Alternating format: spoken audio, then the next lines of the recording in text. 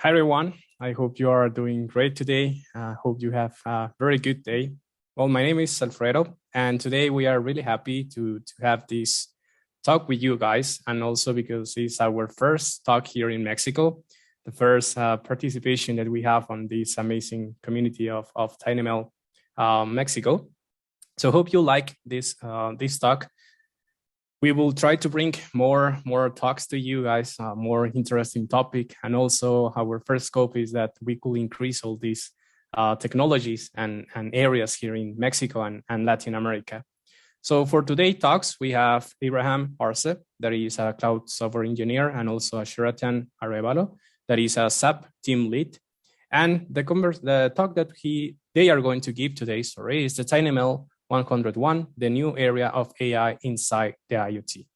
So this is the topic for today. So I think we could get started. And first, we will need to give thanks to our strategy partners. We have a lot of partners right now. So basically, we have AI on device, ARM, Deeply, Edge Impulse, EMSA, PhotoHub, GreenWave, Groovy HOTG, ImagineMob, Etermis, Clika Tech, Latin AI, Maxine Integrated, Micro AI, NXP, Prophecies, Qualcomm, Kixo, Reality AI, Renesys, Rixi, SAP, City Studio, Sensi, Sony, Semiconductor Solution Corporation, Life Augmented, Stream Analysis, SynSense, and Syntianet. Also, additional sponsorship, you could contact Olga, and she could help you on all these topics. Also, we want to remind you that we are going to have a Submit, tinyML Submit 2022. You have here the QR code, so you could scan that and you will have more information. And also, we want to reminder about a symposium that is going to be also on March. And you have here the link if you want to participate on these two events. Also, we want to invite you to one of the next talks that is going to be on March 2nd. The title of this presentation will be tinyML Trailblazer Series, and it's going to be by Marian Berghels, professor on the EE Department of QA Leuven, and it's going to be on March 2nd at 8 a.m. And also you have here the QR code if you want to register and participate on this talk. To be more in touch with you guys, we want to recommend to follow up on this meetup group. Basically, you will have all the notification of the next events, all the new talks and all that stuff. You have the QR code here on the left. You could scan it and be on the meetup. And you could also find some meetups on your specific country, but at the end you will access to all this information and all this presentation all around the world for the tinyML community. Also, if you want to see some posts and follow up on LinkedIn, we have the official community of tinyML. Here you have the QR code. Again, you can scan it and go directly to that link. And you could have all the content, all the YouTube videos of the previous presentation of tinyML on our YouTube channel. The YouTube channel is tinyML, and that is the name, or you could find it that way. You have here the link, youtube.com tinyML, or again, to be more easy to go, you have the QR code, you can scan it, and you can see all the videos for all around the world, all around the colleagues that are participating on this topic and on this area. We will have a next tinyML talk that is going to be February 25, tomorrow, by Mr. MV Jello and Mars Crow. The title of this is going to be Application of Ultra-Low Power and Resource-Constrained Device to Improve Healthcare Delivery in Resource-Constrained Community. It will be around 4:30 a.m. Pacific time. And if you like this topic, if you want to learn more about it, well, you're invited to participate.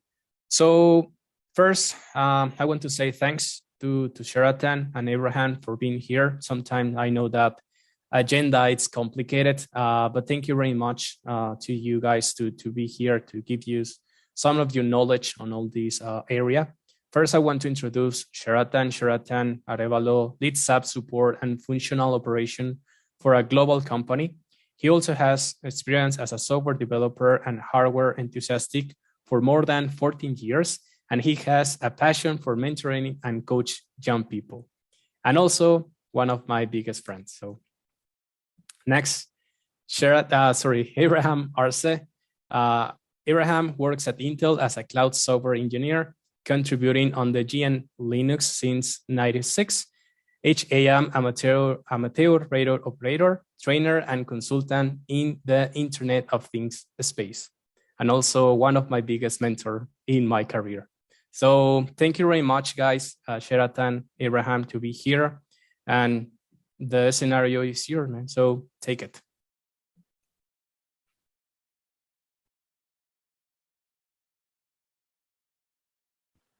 Thank you, Alfredo. And thank you, Shera, for co-sharing this presentation. We want to thank the sponsors. We want to thank Olga for all the support to have this conversation with you. And yeah, what we want to show you is we're going to divide in two topics. One is, since probably for the region, right, Latin America, we want to tell you about what is Internet of Things from one perspective, and then Shera will cover the tinyML perspective from his area of expertise. So one thing to remember is these three words, because we think this is going to be the way we're going to grow this tinyML community here in Latin America. We are asking you, right, to start thinking how and what you're going to code. That way, you're going to learn new things, not only for the curiosity of getting into this amazing area of low power devices, but also contributing either with projects, suggestions, or why not, right? Going to the specific companies that are building this community. So the question is that you're gonna ask yourself is, what will I create? Let's start with the Internet of Things. And one of the many definitions, that's a network of physical objects, also called things, that are embedded with sensors, software, and other technologies, just for the purpose of connecting and exchanging data with other devices and systems over the internet. And when we think of IoT from the consumer perspective, we think of it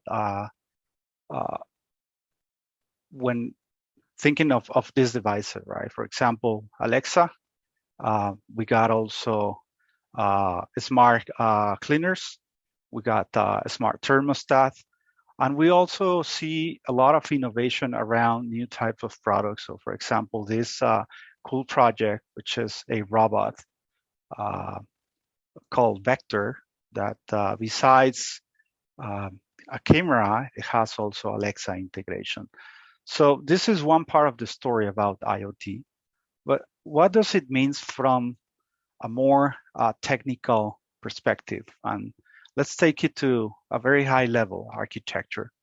On the left side, you have a device, and then that device communicates to a gateway. It gets into the cloud, and in the cloud, we have all the history of data, so we can query specific analytics, and based on those analytics, we can present the desired information. So this is like the high-level architecture of a typical IoT implementation. If we want to see it from the end customer perspective, and when you hear people presenting about IoT, they usually refer to devices such as health devices, right? We have a device Fitbit, which in our case, the gateway is our cell phone. So we got a communication, a language talk between the device and the gateway, which is Bluetooth. Then the phone decodes that data and sends it to the cloud. In this case, it lands into the Fitbit servers. And with all that data, the company can give us specific analytics, right, about our steps, about our sleep cycles, and all the great stuff that basically ends in taking the data and making a meaning out of it. So this is from the consumer perspective. However, we understand that you are interested, right, in more to talk more technically about IoT. So this is in one, in my opinion, one of the most interesting areas of IoT. That is, when we, the way we call it is the Eye of Iot, right?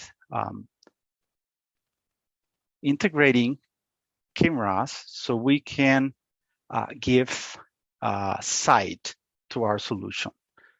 What do we mean with sight? Well, imagine use cases where security and surveillance, right, for the public safety are required. How about traffic control? Or how about if you want to start learning IoT by putting a camera on building your smart home? Or how about industries, right, where it's not only a robot that can be programmed, that it's also a robot that can understand its environment and that can understand if there are defective units. Also about retail, a very interesting vertical, which allow us to not only have a database of users, but also how the users behave. Healthcare, which is one of the areas today, right, that it's very meaningful because computers are doing are helping humans, right, to detect things such as COVID, for example, through X-ray and video, or something about infrastructure. So at the end, this is a very unique use case for IoT. It is understood that video is a pillar of the IoT, that we have a massive market opportunity on this specific vertical. I mean, it's not the only one, but it's a very huge one, and that we all play part of being a leader in this market, being a company such as one of our sponsors, or being a developer, right? Understanding how tinyML can help us.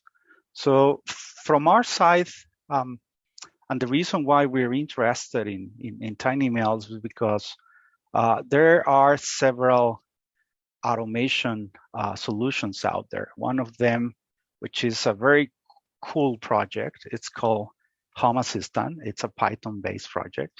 So what you're seeing here is a implementation of Home Assistant at home. So you see we have things such as calls to APIs, controlling specific devices such as lights, and on the right side, integrating a specific sensor such as temperature and humidity, right? And we start making sense of that. For example, from three temperature sensors, we get the mean of the temperature in the house. So this is one example. And retaking the idea about working with IoT in that specific area of computer vision, we added cameras. One camera where we started exploring, okay, what can we do? Can we create a doorbell, right, with a camera, and that doorbell can identify a person? That was created. That was also integrated with some motion sensor to give some sort of smartness. But when we were presented about the opportunity to bring tinyML community, we said, okay, why don't we change? Instead of having that camera, right, Amcrest camera connected to a PC and utilizing that computer vision framework such as OpenVINO, why don't we do the inference with tinyML, which is again one of the many use cases of tinyML. So this is basically our journey, and this is where we start that journey. We want to learn and we want to support the community by changing those cameras with tinyML devices. So for that, let's just talk about what's inside for the people interested on more the technical side of IoT. This is basically all the components that you will find in any end-to-end IoT solution, right? And we'll go through each of the components just to give you a high-level perspective of the solutions in general. And again, this is since this is our first session for this Mexico and Latin American community, we want to give some level set on knowledge on IoT. So let's start with sensors and actuators. Let's focus on these tiny devices, right? At your left side, you see some sensor categories. So we start with accelerometers, right? That probably goes into your health devices to measure your steps, going through gas sensors, GPS relays, sound. So we got sensors and actuators, right? The sensors gets the data, the actuators acts on a specific role.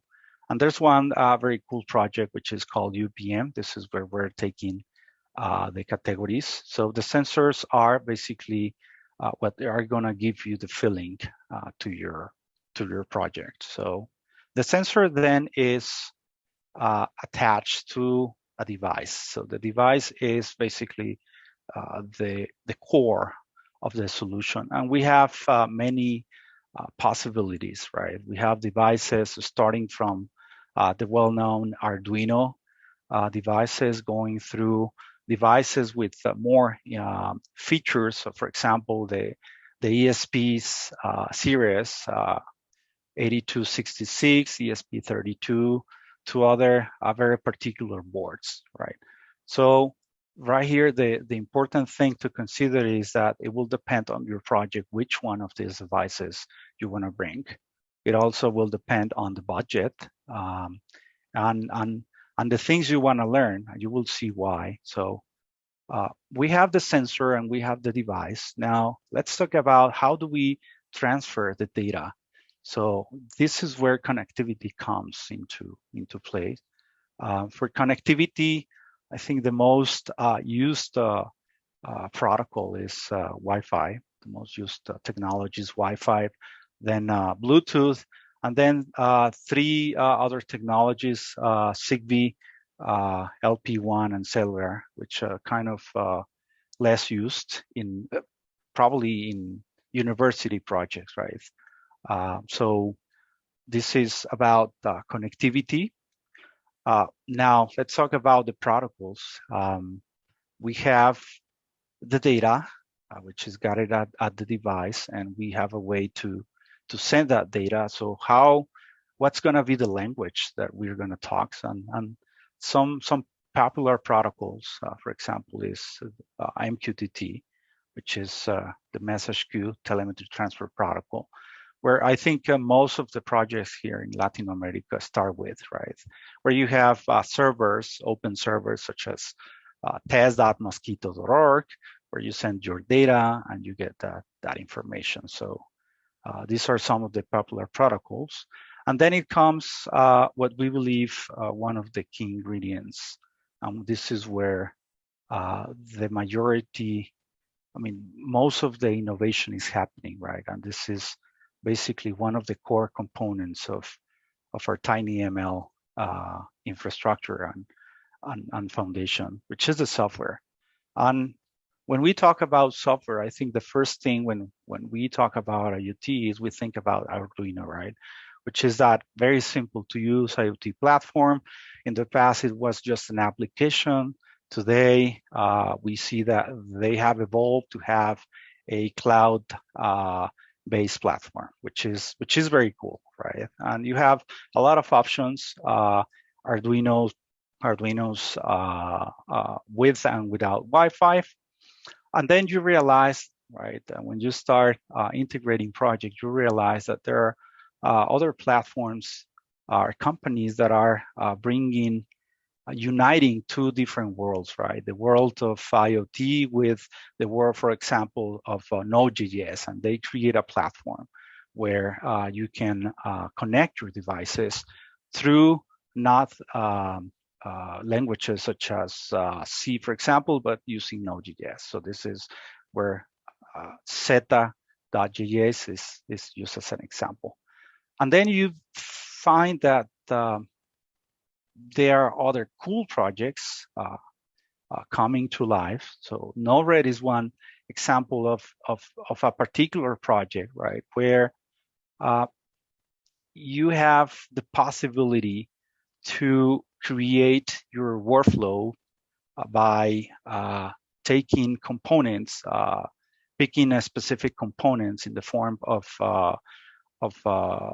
drawings. Yeah, it's like block programming, right? If you remember Scratch, that's the idea about Node-RED, and you see that it's gaining a lot of traction just because companies, for example, in the industrial sector, right, are integrating Node-RED into their devices. So the idea is that you stop using those challenging development environments, right? Talking industrial protocols, and you start using something more familiar, more user-friendly. So that's about software. Security is an area that is very important. We just want to say that it's, well, when we talk about security, it's when we hear about security, it's because probably something bad, right, came into the news. For example, cyber attacks, and one of the most targeted devices is, for example, surveillance camera. So this is an area, an interesting area that should not be forgotten and should be integrated into your solutions. So cloud. Cloud is that first phase of IoT. When we say first phase is when the big companies started to realize that there were going to be connected to the internet billions of devices, right? And that's the reason why we saw so many platforms being created. Google Cloud Platform, Watson IoT, Amazon, Microsoft, Oracle, and Cisco. But also the opportunity not only to go to these big players, right, in the cloud, but also go to companies such as DigitalOcean, where you can rent a specific server, right, and use that server for a very few amount of dollars. So that's about the cloud.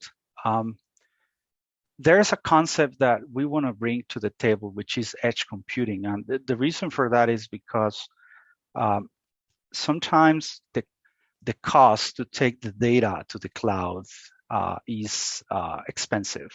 It could be in terms of bandwidth, or it could be in terms of latency.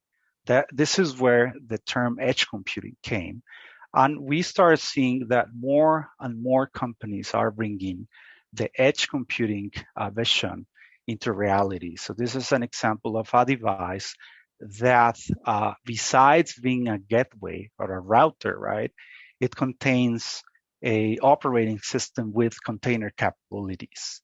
Docker containers, right, can be run here. So you can create your application. That application can be, for example, a application that gathers data from your sensors, which are in your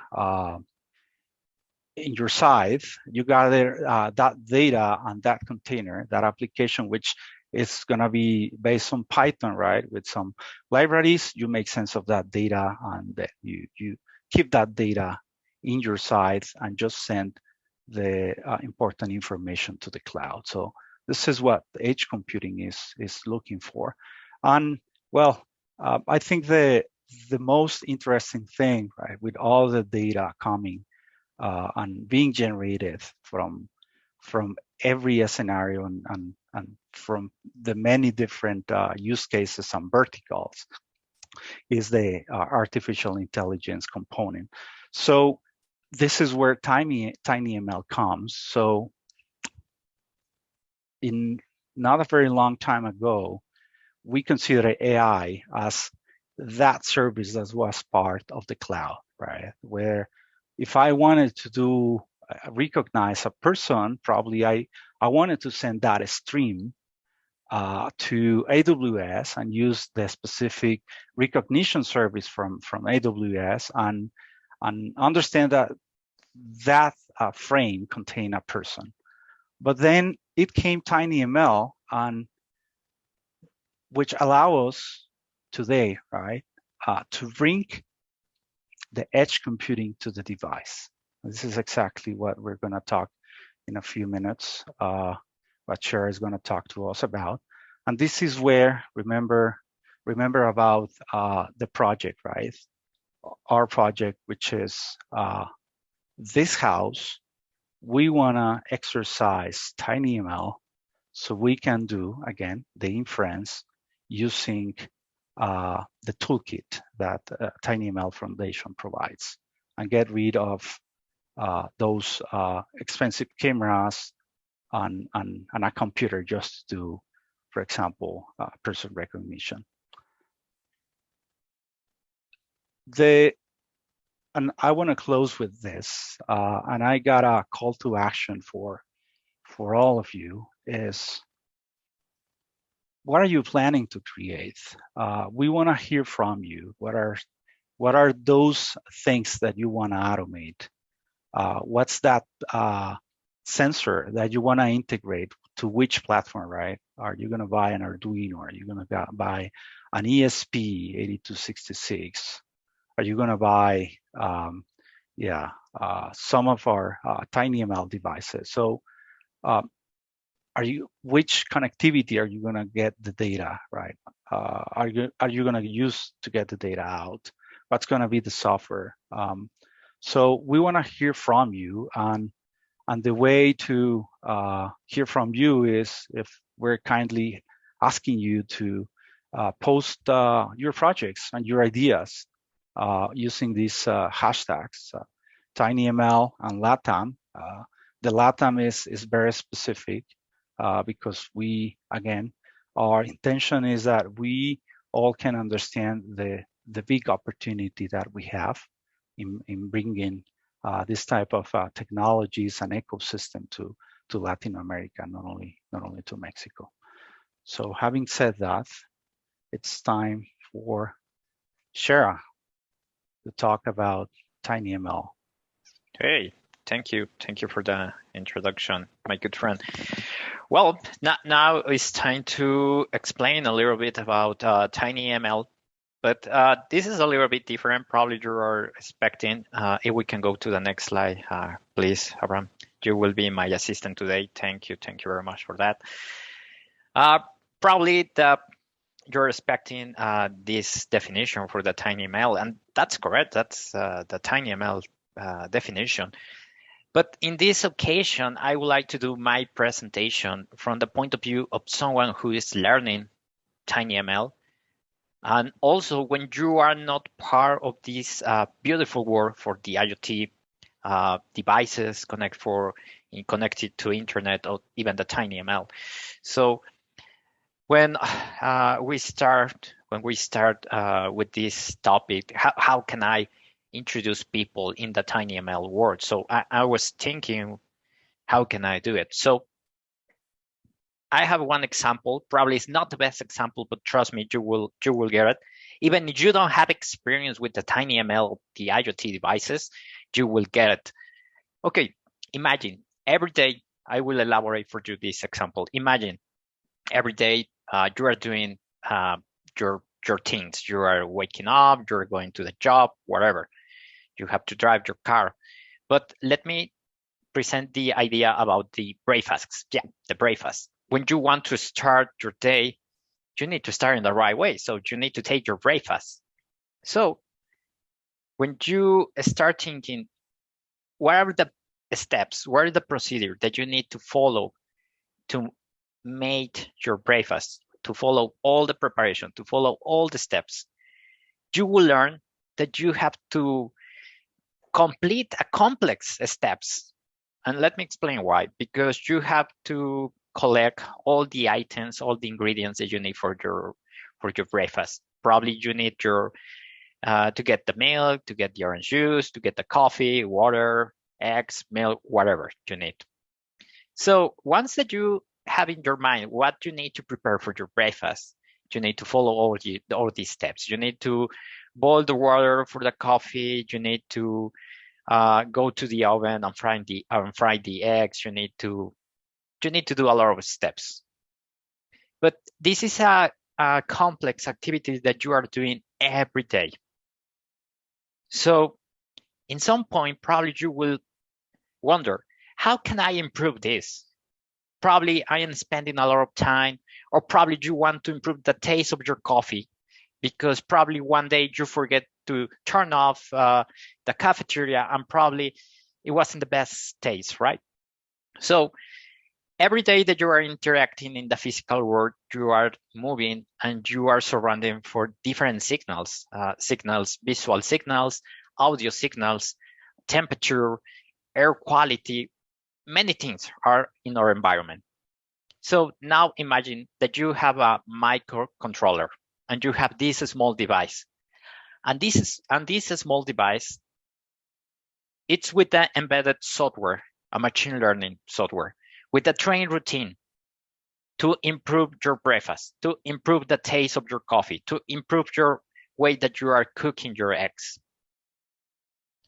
And when you start your daily routine, this microcontroller is collecting all that information. At some point, send a warning. Your water, it's too hot. So probably the taste of your coffee will be different. I know probably it's not the best example, but this is a way that I can explain. The tinyML, it's the interconnection between the IoT, the machine learning, and you will receive an output, and this output is for improvement, is for warning, it's for something that you can use in your daily life. When I explain this to the people about tinyML, they understand the concept. So if we can go to the next slide, Abraham, please. Thank you.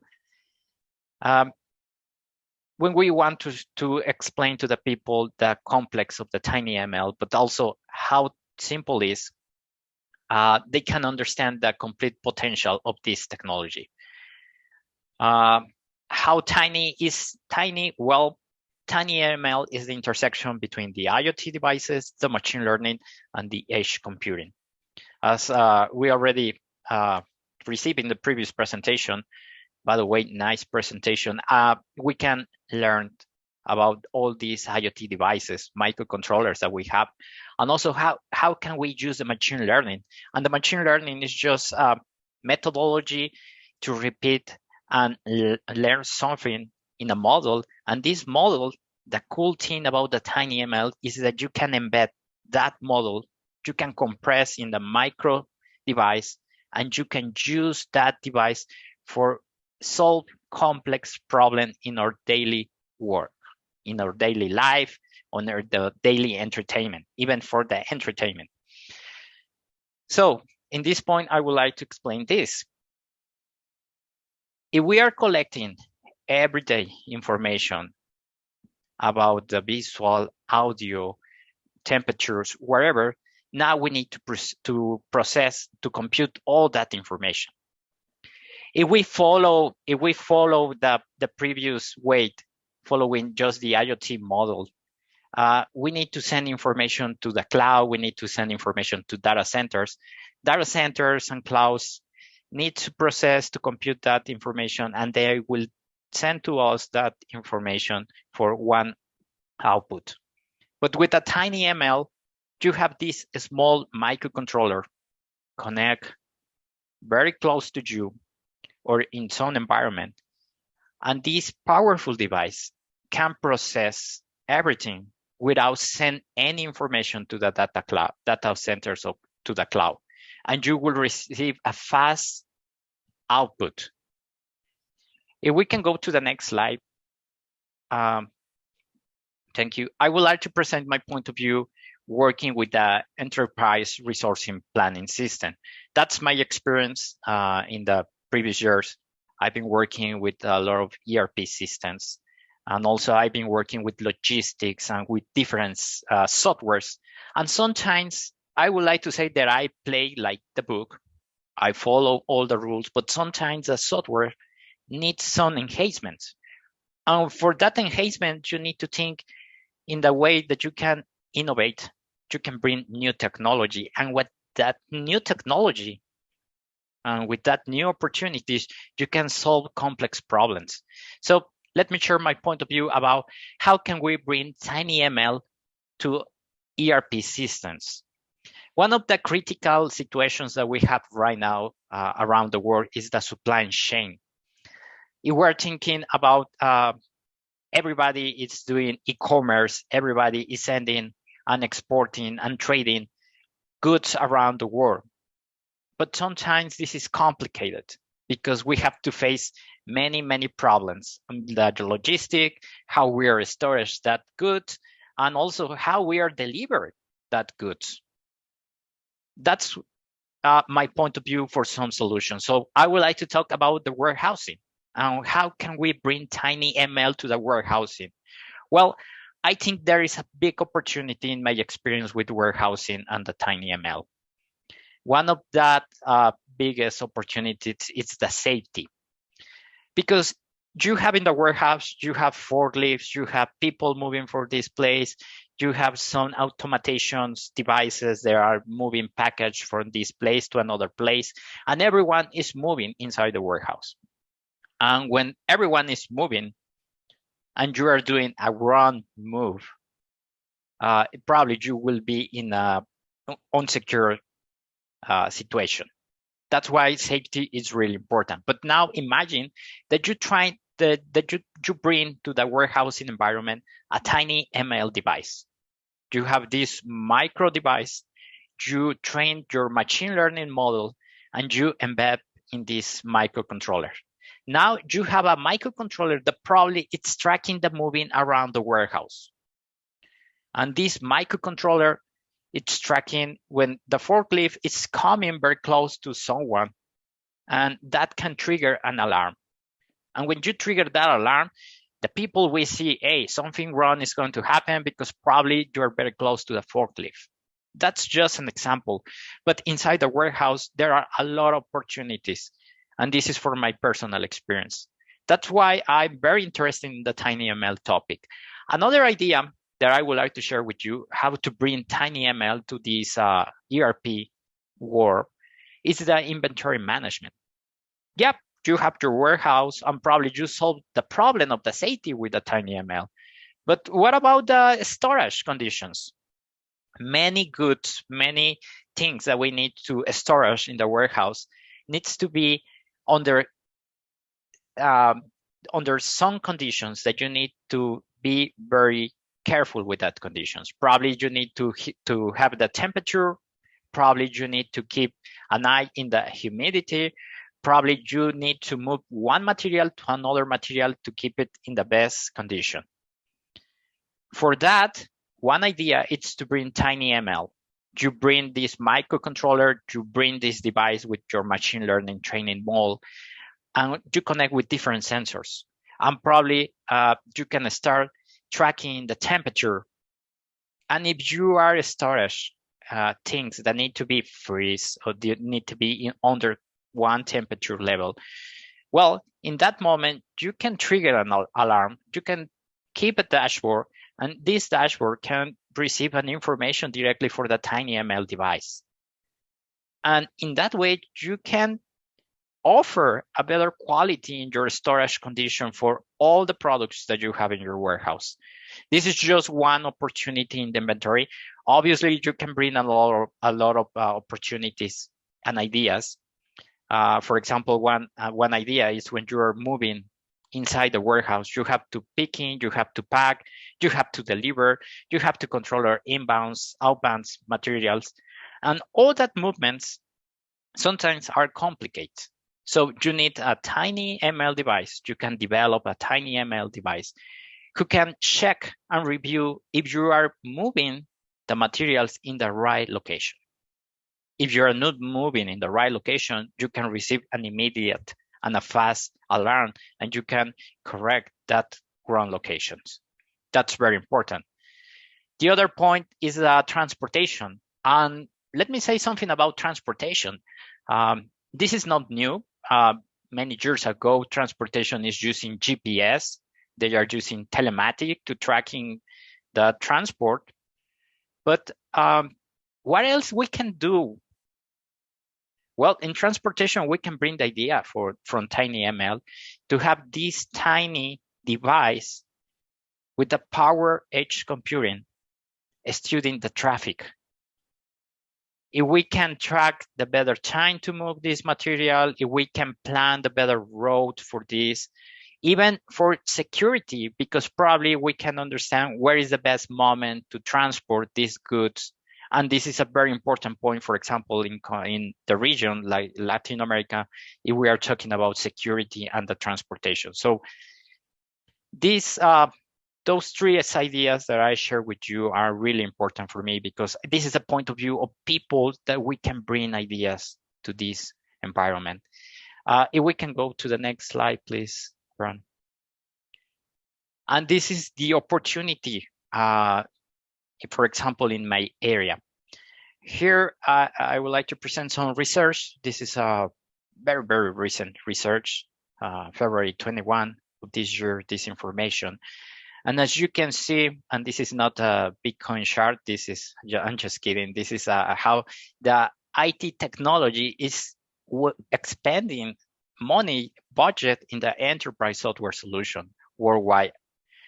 If you can check, if you can review the previous year with the estimate for this year, we're talking about a growth of 11%. That means that this information technology area, as the ERP solutions, are willing to invest in new technology because they need to solve a lot of issues. If you want to provide the best service, if you want to deliver fast, if you want to save money and you don't want to waste money in your supply chain, well, you need to think in some ways that you can bring solutions. I think tinyML will be a very, very chain player in this market if we can bring ideas, if we can bring technology. So this is a big opportunity for tinyML. So just think about it. Probably you are developing ideas for tinyML, but probably you don't have ideas how to apply. There are a lot of problems. Just you need, as my good friend Abraham already explained in the presentation, just you need to be in contact with the community. Probably I'm not an expert in tinyML, but I understand the importance and the potential for tinyML. But I can provide you some ideas. I can provide to you some problems that need some solutions. If we are working with tinyML and you and I can provide some ideas, we can cross that knowledge and we can solve complex problems. We can go to the next slide. Thank you. And this is my final slide. I would like to close with the advantage. When I start learning about tinyML, in some point, I wonder, well, yeah, we have IoT devices. We can send information to the data centers, to the cloud. But what is the real advantage about tinyML? Well, I can highlight these 4 points. The first one is fast. the low latency. What means? Okay, when you are working in a micro device close to you, close to the problem, you don't need to send information to the server, to the data center, to the cloud. Why? Because you have the power of all the compute and the machine learning in one device smile, in one tiny device. So you can process all the information that you are collecting right now, and you can receive a fast output of that. The other point is the low power consumption or requirement. Every day we are working with IoT devices. Probably you have some devices in your home, you have your personal mobile, and you have to recharge, so you need to keep that connect to the electricity.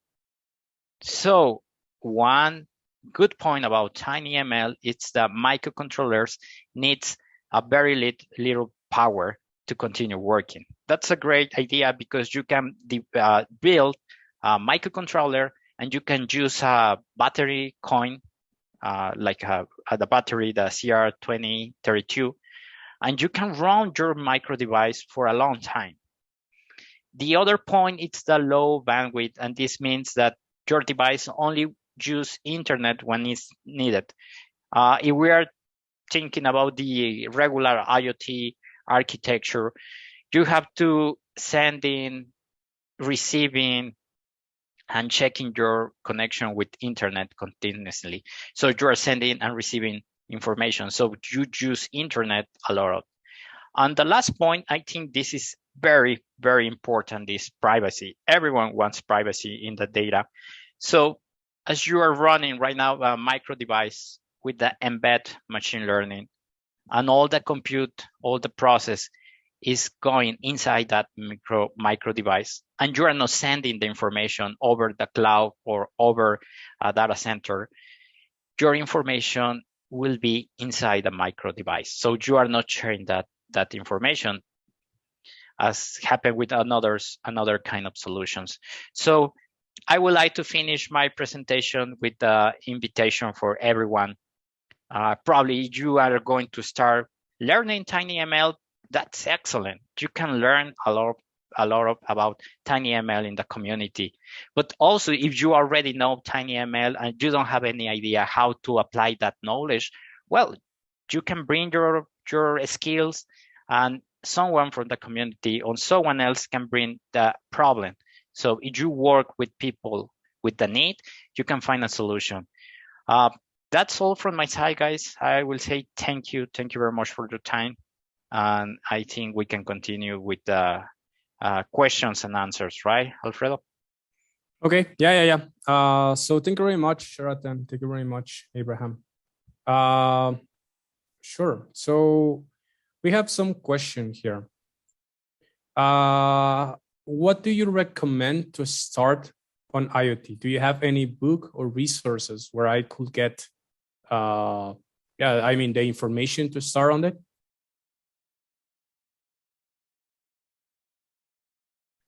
I think that question is for my good friend, Abraham. Yeah, there are a lot of ways to learn. So I think the way you feel more comfortable about, there are people who prefer to have the physical book, right? And that physical book, we have a lot of literature outside by that book. There's a lot of people who learn by taking courses. We have courses in the different MOOC platforms, such as Coursera, for example. There's also a lot of videos. You saw from the very beginning of the presentation, we have a huge amount of video library in YouTube where, a lot of people share their expertise. So it will depend on the way you want to approach the learning. What we recommend is what we said at the beginning, right? Do code. That will, create code, right?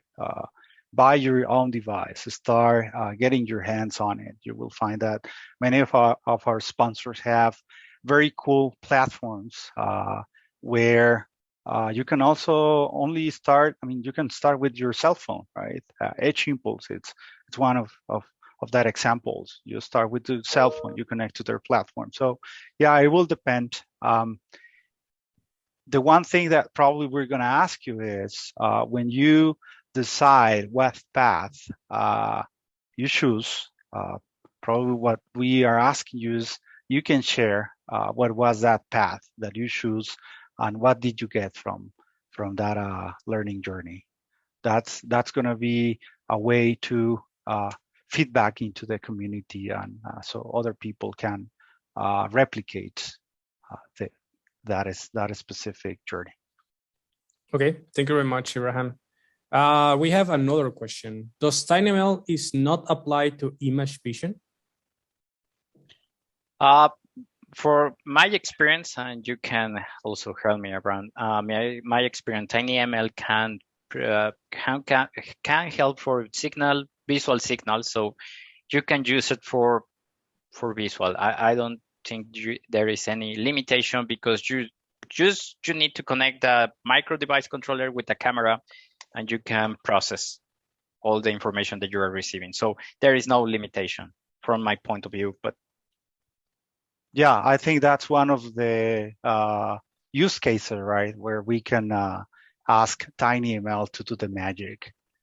That a small device with a camera attached and do person recognition, for example, object recognition. Yes, that's possible. Okay, thank you very much. And we have another question here. It's a little bit, so let me read to you. If the latency now is not a problem, we can apply tinyML to close a loop control, for example, using a PID to speed control in motor devices. What suitable is for this purpose? Oh, that's good questions. To be honest, right now, I don't have the answer for that, but let me share one case that I know probably it will help. I have a good friend with the idea to have a tiny device, a tinyML device, who is controlling the pressure of the tires in the bike. So you can adjust the pressure of the tire in your bike, because we are receiving the signal directly from one sensor to the tinyML device. So it's so fast because you're receiving a quintillion information, because that's the model that you program. So I don't know if that answered the question, but I will say that, yeah, it's fast, but I will not provide the answer for that question. Probably, I don't know, Abraham, you have some idea to complete? What I would say is that maybe this is one of the questions for the community, and feel free to reach out via any of our channels, right? Twitter, for example. Ask, the community will help you. I would say that there's a lot of opportunity for innovation. If no one is doing that specific project, right, which is integrating that device into a model, right, which I think there will be someone probably starting to do that. But if there's no one, then that's a big opportunity for you, right, to get into that particular area. And one of the things that sometimes is when we ask about a particular areas because we're interested. So the other good thing is that if whoever asked this question, his expertise is in the industrial part, right? Specifically with motors, I think, yeah, we can bring, as Shera said, bring your ideas, bring your needs, and the community will help you understand if this is possible or not. Okay, thank you very much. And I think the last question will be, what is the, how can I read this? What is the best idea in terms of, what is the best idea that you have seen on the tinyML community? Or I could change that word. What is the most attractive project that you have seen on the tinyML community? I can say that from my side, I'm very interested in agriculture. I think there are a lot of opportunities for tinyML in that area, in farming, to tracking how everything is happening around the agriculture and how to improve. For me, I think that will be a great opportunity. I don't know for you, Abraham, did you have any specific project or area? Well, yeah, I think on the same line as you, Shara. I think it depends on your passion, right? At least for me, I mean, personally, what I find very interesting, I think the most for me, right? And this is not technical. The most interesting idea that I have seen in this community is the user experience to integrate your projects. How companies are helping each other. So to give you a very nice way to get into the tinyML area, and that is with devices, with the software or a platform. That's probably I would say that the way the tinyML Foundation is laying the base so that we all can grow. Any development that you create in the community will impact the rest, and I think that's the most amazing thing, right? Helping as a community.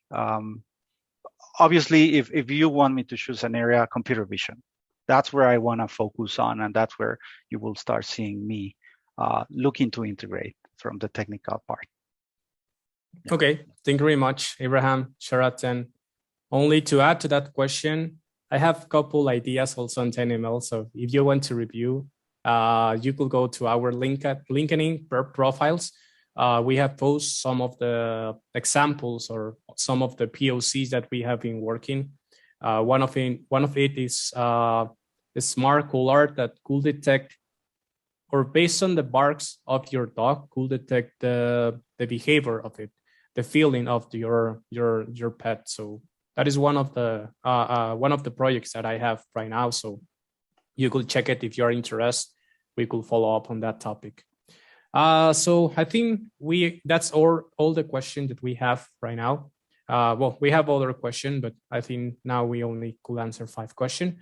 So if you have any other question, if you have something that you want to talk directly with us, I think Sheratan, Abrahams are really open to be in touch with you. You can find us, as I mentioned, on LinkedIn. If you write to the community, we could share also our emails, so we could get in touch. Also, if you want to start a project, or if you don't know how to start a project, or if you already have a project and want some kind of consult on this topic, for sure, we could support you. So thank you very much. I will proceed to finish now this presentation mentioning our partners. Thank you to all these companies, because if they are not here, we will not be, it will be not possible to present this kind of topics to you guys. So first of all, thank you very much our executive strategy partners.